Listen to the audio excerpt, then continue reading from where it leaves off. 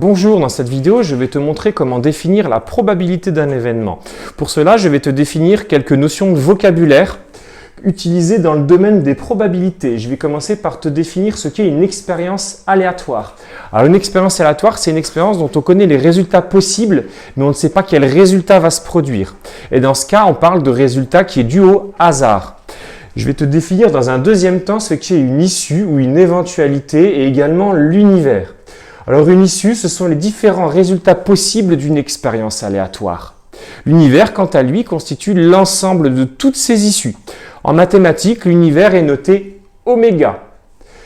Dans une salle de classe, souvent les professeurs utilisent un lancer de dés à 6 faces ou un tirage dans un jeu de 32 cartes ou un jeu de 52 cartes. Pour cet exemple, je vais demander à Siri, qui est l'assistant vocal de l'iPhone, de me donner un nombre entre 1 et 6. C'est une expérience.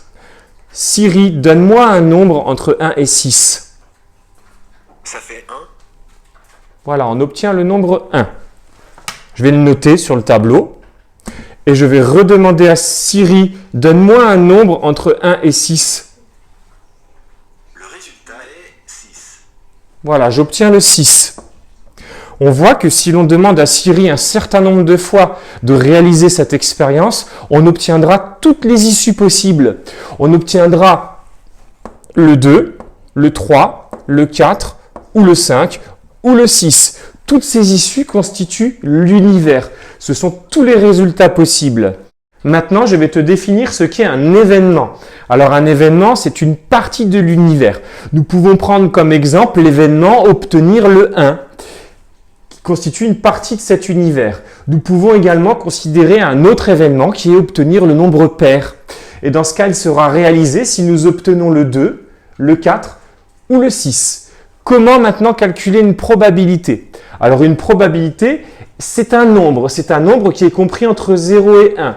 Une probabilité constitue un calcul, c'est un rapport, une division du nombre de cas favorables que nous devons diviser par le nombre de cas possibles.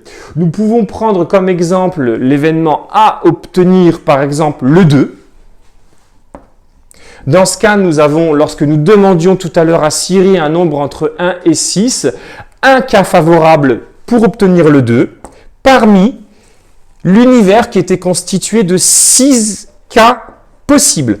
La probabilité de l'événement A est donc égale à 1/6. Travaille bien et n'hésite pas à t'abonner si tu souhaites voir d'autres vidéos.